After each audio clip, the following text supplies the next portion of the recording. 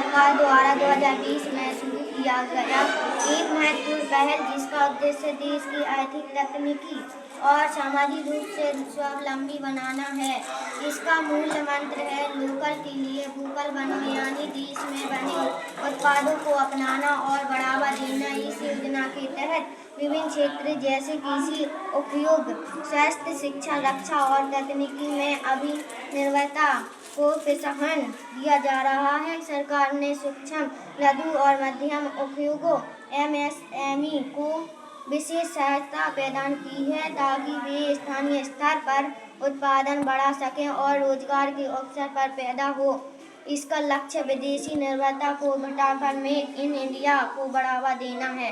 आत्मनिर्भर भारत न केवल आर्थिक स्वतंत्रता की दिशा में कदम है, बल्कि यह आत्मविश्वास, नवाचार और राष्ट्रीय एकता का प्रतीक भी है।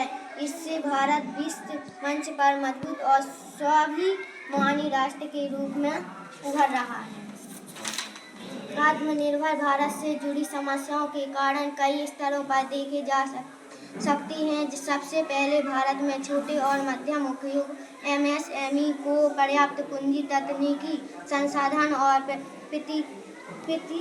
प्रशिक्षण की कमी का सामना करना पड़ता है, जिससे वे वैश्विक स्तर पर प्रतिस्पर्धा नहीं कर पाते हैं। आधुनिक मशीनों और अनुसाधन की कमी उत्पादन की गुणवत्ता और मात्रा दोनों और कल्याण मनुष्य के जीवन के दो अत्यंत महत्वपूर्ण पहलू हैं।